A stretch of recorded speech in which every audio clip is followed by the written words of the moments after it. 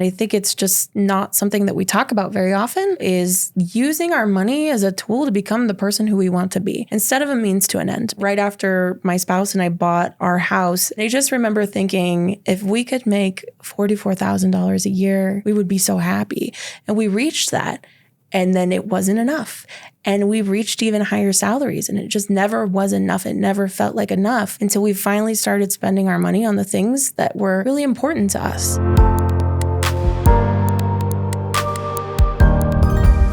In all the discussions that I've had with you, Cass, a lot of things come back to, really not a lot of things, everything should really come back to our values. Yes. Right.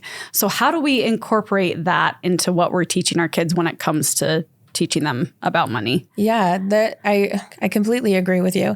My mind automatically goes to the why, what, how model. Okay. And that is the 3 columns where we have our why, which is who we ultimately want to become. Right. Okay. And in this case, as we are thinking about us as parents and our children, I think it turns to, what do we want our kids to become as adults? How do we want them to be? So if you're thinking of, I want my children to be able to make sound financial decisions, for example, then we've got to give them experiences to begin to do that and practice and fail now. Right. And so going back to why, what, how, if it's, I want my child to make sound financial decisions, the what should be the goals that let us know that they're on track. And that's going to evolve over time. So maybe as, a 6-year-old, for example, sound financial decision is, I'm going to go to Target and I'm going to pick a toy that's within my budget that mom and dad have set for me. Mom and dad gave me $15 and I'm going to stay within that $15 and I'm going to get through the store without kicking and screaming and crying about it, because that happens. I can personally attest to that. As can I. And so going back to the how then, which is, what are the behaviors that we need to prioritize to help them achieve that? That could look like giving them the opportunity to earn that $15. And then taking them to a store where they will have an opportunity to succeed. So maybe it's not Target. Maybe it's going to Dollar Tree. You know, if we cannot do that, if we need to lower the budget, or I don't know. I mean, sometimes my kids, if I tell them, hey, you have an opportunity to earn some money right now, they're just like, yeah, whatever. I don't want to do that, because they just don't understand want to do it. Yeah. Right. And so sometimes it's like, okay, well, let's build up these small goals. You can do $1 for this task, $1 for this. And when we reach 5, then we could go over to Dollar Tree and pick out some prizes, kind of thing. So I think that that's one of the ways. I know a lot of people value charity and being giving to others. And we can pass that on to our kids through the experiences, it's really, the explicit learning piece of it is sitting down and saying, here are the reasons why we give. And these are the ways that we can give. An example of showing charity in an implicit way would be, at the store checkout line, when they ask you if you want to donate money to an organization. Yes. You could be having your kiddo pay for that and say, okay, this is the question that asks us if we want to donate. Do you want to donate today? And allow them to press that button, yes or no. And if they say yes, cool, let's have a conversation about that after. And let's talk about how we feel and really allow them to integrate those feelings. I love that. Well, and in some of the things that I've read when it comes to budgeting and your finances, that giving back is really a big piece of how so many of us as human beings how we view success, right? Yeah. Is that ability to give back. Do you agree with that? Absolutely. There's a book called Happy Money that talks all about giving and how to use your money to find that happiness and satisfaction. And Elizabeth Dunn, who's one of the authors, this is what she does for a living, is she does research to understand what is making people happy in terms of how they're using their money. So she's done research where, she gives people $40 that they can use for, whatever they want. And then, the next time they fill out a survey and talk about how happy and satisfied they are. And then they give them $40 and say, go spend it on somebody else. And they do the same survey. And the survey on when they spend it on somebody else, the results are showing that there's increased happiness when you're giving. So it's absolutely something that's that's a good piece to have as part of our money plan. I love that. That's really, really cool. And how fun to instill that in our kids at such a young age too. So very, very cool. So we've talked about the why, what, how model, which I absolutely love. In other conversations that you and I have had, we've talked about how our emotions and money is an emotional thing and something that we feel, right? What are your thoughts on that? And how do we teach kids about that aspect of money? I think there's this idea called gentle parenting. Okay. And it's kind of one of those things where I feel like if you do it the right way, it can work really well. Other people, critics might say that, you might be coddling your children a little too much. Yeah. But I like the idea of sitting down and talking to our kids about what's going on in their heads. Just like when we are experiencing intense emotions with our money, it's important for us to sit down and reflect on, what's happened before this and what do I think I should do? And how do I know whether or not that's in alignment with my values? Doing that same thing with our kids. And, the kid at the Target store, probably my kid, being upset because the Lego set that he wants is $20 and the budget is $15. And we have had to sit down in the middle of the toy aisle. I'm sure there's people who've seen this and they're like, this lady. But I'll be like, dude, I just need you to calm down and let's take a few breaths, right? And so we're kind of coaching them through what this process looks like. And let's say, okay, well, when we came in, we agreed that you could spend $15 and that was your budget. And as we walked, you saw that this Lego set is really cool. I think it's really cool too. Today, we can't afford it. So let's talk about what our options are. And, you can choose to keep the money for later, or you can choose to spend your money on something else. What would you like to do? And kind of give that power back to them. And, if there are bigger financial goals out there, like maybe they want to buy a skateboard or a bicycle or, whatever it might be, remind them of that. You mentioned you really want this item.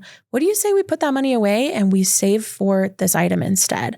It doesn't work every time. I've still had times where the kid's like, no, I want it right now. Yeah. But I have had a few instances where I've had my kiddos look at me and say, I think you're right. We'll wait. They don't ever say, I think you're right. But you get the gist. I was going to say, Cass, you're an awesome mom. But really sitting down and having that conversation and helping them kind of breathe through it, because, with our kids, many of these things, especially if we're putting them in the store and telling them no for the first time, can be really overwhelming and they don't know how to get through it. And so it's really up to us to support them and kind of create a safe environment for them to work through those feelings and help them understand what their options are. Yeah. So when it comes to our emotions, why? I think we all know why, but why are emotions so tied to our money? Yeah, it's a great question. I think that one of the biggest things that we experience is when we think about when we get paid, right? Even if you have that money budgeted for bills, it's that sense of relief or that perception of opportunity. And when your brain senses that, it sends all those feel-good hormones through your brain and you're just in a good place. So it happens to be that there's this connection between most of the things that are important to us. We often have to spend money in some way in order to attain them or to experience them. Yeah, I totally get that, right? You think of, I think of the times when I'm the happiest, it's when I'm with my family, right? Whether that's on vacation or just eating family dinner together, or when we're trying to have family game night and everyone's screaming because they lost, whatever that looks like, there is something, right? We've got to pay for the food on the table. We've got to buy the game that we're all playing, obviously pay for the vacation, whatever that looks like. It is crazy when you really think about it, how much of our day-to-day lives involve those transactions, right? Which we all know money's a medium of exchange, but interesting, how do we project that onto our kids and help them understand that? We were having a conversation just the other night. My husband and I were talking about, I had gotten back from the grocery store and I was like, I'm sorry, but these few bags that I have, I can't believe I just spent this amount of money on this, And my kids, of course, overheard and started asking questions like, oh, does stuff cost more now? And we're like, yeah, well, yeah, it does. It does, right? And just that opportunity, again, to have that conversation with them. But then at the same time, having them understand, oh, it's just money, right? It's not the most important thing. Right. And so it was funny because we had some of their friends over, and then I went in and saw the kids playing. They were playing store, right? Because we have this little like kitchen thing that they buy food with, but they were using my son's money out of his piggy bank. Oh. And it was so cute because he's like, yeah, you can take that home. And I was like, but should we like give all of our piggy bank money to our friends? Like, and so I don't know, just because to them, it's just a plaything at this point. Right. Right. So I don't know. How do I better teach them? I think it comes with age. Okay. Some of it. Because I remember doing the same, like with my kids, having the same conversation of like, no, don't give your friend that quarter because you earned that quarter. Oh, but it's just a quarter here. They know, no. Right? Yeah. And I think as you can give them more experiences where they get to use money, that's where they start to see like, oh, this does have value. Okay. I know for me, I've tied those closely in with things that they care about, like toys. And so it's, this quarter goes towards all these other, dollars and pennies and whatever. Mm-hmm. And that helps turn into this. And so just giving them that experience to see what that translates to. And it sounds like you're already kind of having those conversations as you're talking about inflation, Yes. and kind of sharing what that means. And I think that's amazing. Yeah. Yeah. It's hard though. And I mean, as kids get older, right, I think of teenagers and the complex topics that, I mean, even with, my son, it's like, oh yeah, no, the video game is too expensive. We only get those for our birthdays or Christmas, bud. Yeah. like that's it. But then what are some resources as they even get older and have more questions? Well, I think that it depends on what your comfort is in terms of allowing them to have those experiences. Yeah. Something that we've suggested in our presentations is to allow your child to work with a little bit of your money. And for some people, that's like, oh, no, there's no way, right? But doing that and allowing them to kind of fail in a safe area is one of the best ways that they can learn. And unfortunately, if we don't give our children those experiences, they don't have the opportunity to learn. And so we would almost be doing a disservice. So if it's, it could be something as simple as, an entertainment budget. We're going to set aside $50 this month to have a family movie night at home. And with that $50, I want you to budget, let's sit down and write down what we think we need to enjoy this movie night. It might be something like, okay, well, we're going to buy treats. My house is always treats first. And, treats first. And then, could we afford a movie that night? And if so, what have we already spent? What else do we need? And kind of make those decisions. Just kind of let them list it out. And of course you can offer some guidance. It's not like, here's $50, have fun. One time that happened to me as a kid, it did not go well. My poor parents, it didn't go well. And they didn't know any better. It was a good learning experience for me to fail. But also it was a good learning experience for me as a parent to remember that and kind of learn from that so that I could give my kids a little bit of a different experience. But I mean, we've done the $50 as a family night, my kids, they love to get the new movies. So we'll rent something on one of the streaming apps. It's usually like $20 to do that. Right. And then, I'll take them to the store and with whatever is left over, that $30. Okay, what do you guys want? We have 5 kids in our family. So $30 is, a pretty reasonable budget for us. Yeah. We end up with bags of candy and Gatorade and popcorn. And for my oldest, he's really like, okay, yeah, I get this. He likes it. So that's awesome. I love that. Well, and I love how you said giving them the safe space to fail. Yeah. Right. Because I think for me, for sure, there's plenty of times that I failed with my money when it wasn't a safe space. Yeah. Right. When I was like, oh, shoot. Yeah, I did do that. Like, that was dumb. Why did no one teach me that before? Uh-huh. And not that my parents didn't do a good job of that. They did. But again, I love that idea of letting them learn now so that then when the time comes that they are having that credit card with that huge limit of, whatever that looks like, they know not to use it all. Oh, yeah. No, I think that's one of the biggest things with your teenager. As soon as they turn 18, sit down and have that conversation about, we use this as, as a tool, and here's how we use it, right? And I tell people, use it, pay it off, use it, pay it off, use it, pay it off. And that's been one of my favorite things to talk to kids about that are coming, they're in high school and they're about to turn 18, is this is such a great way for you to establish your credit over time. And it helps you prevent yourself from falling into a situation where you aren't going to be in, how am I going to dig myself out of this hole? So obviously a family economy we know is something that we can all do where we have our kids do chores or jobs or whatever and earn some funds. But I've got a 2-year-old.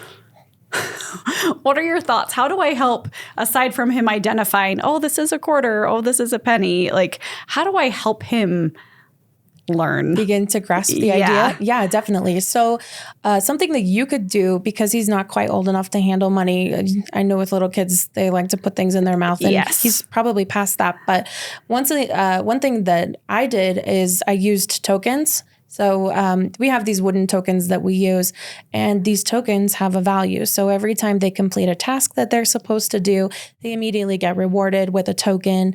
And then after they reach a certain amount of tokens, then they can go to the store and they can pick up their prize. So this can be a way to begin to teach them that idea of earning, and then, they can take that and then it's, hey, I did these things and now I get to have this prize.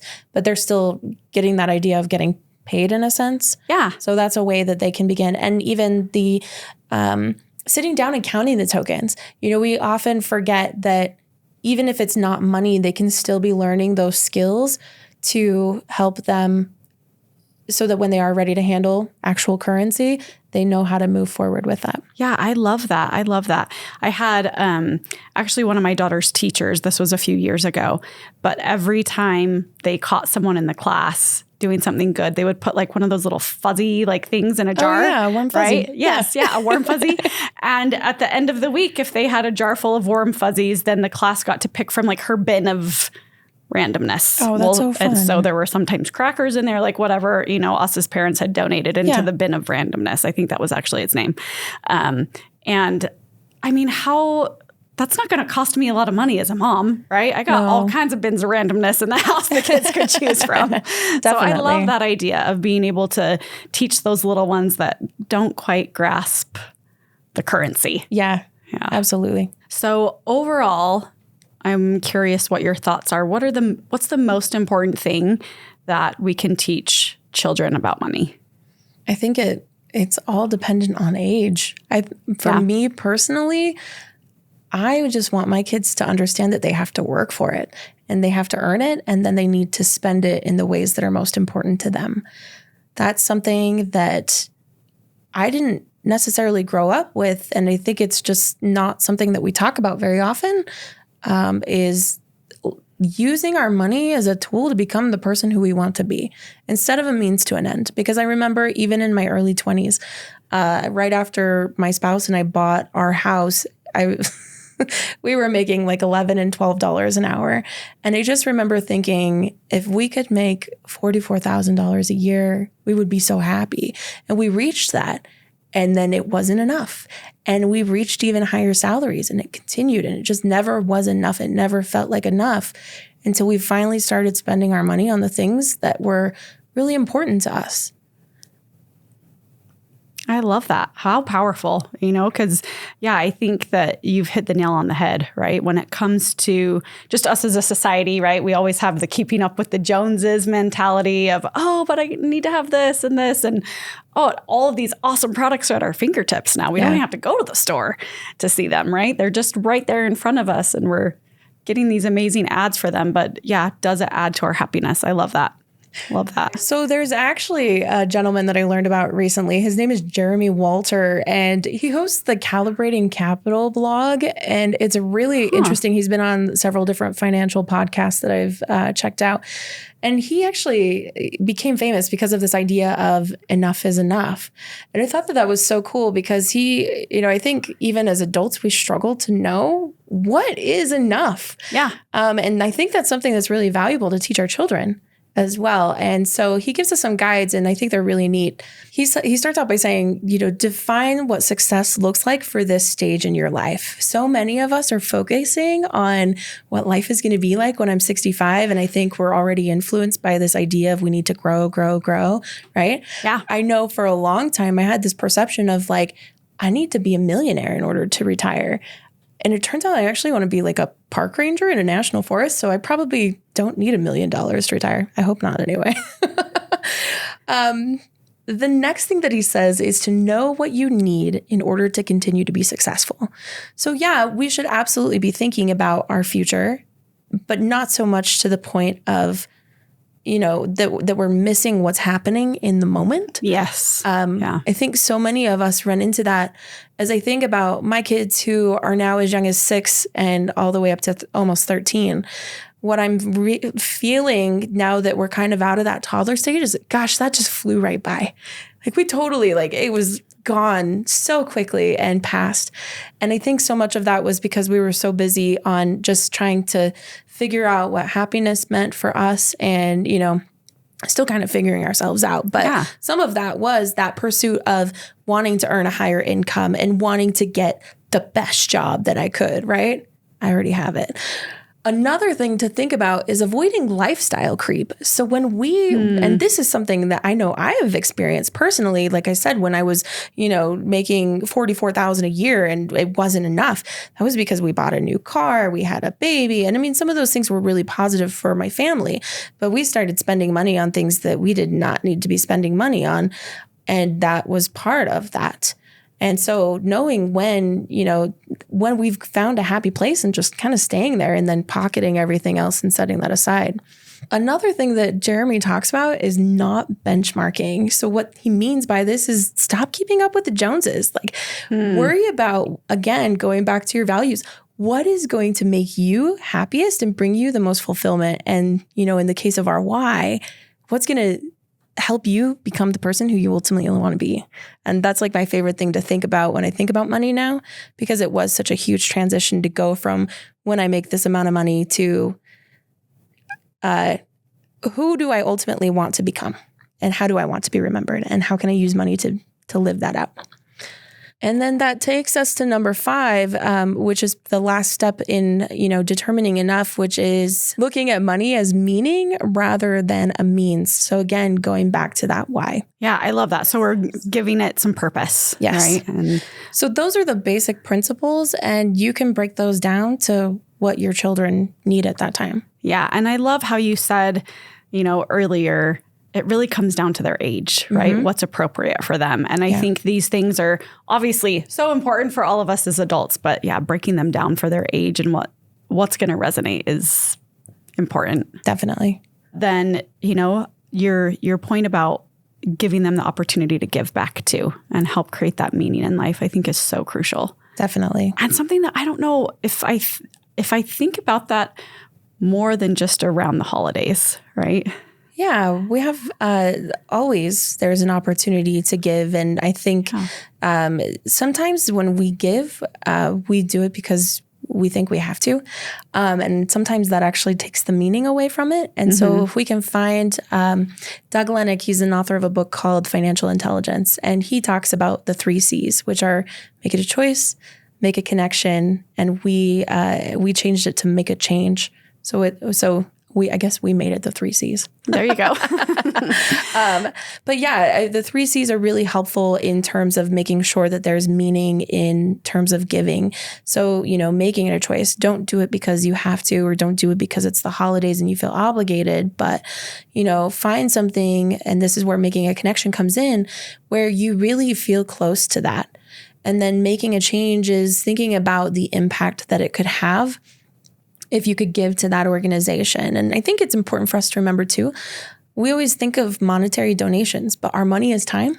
Yes. And, we exchange our life energy for money because we're giving that time. And so it's really important for us to keep in mind the non-monetary ways that we can give as well. Yeah, I love that.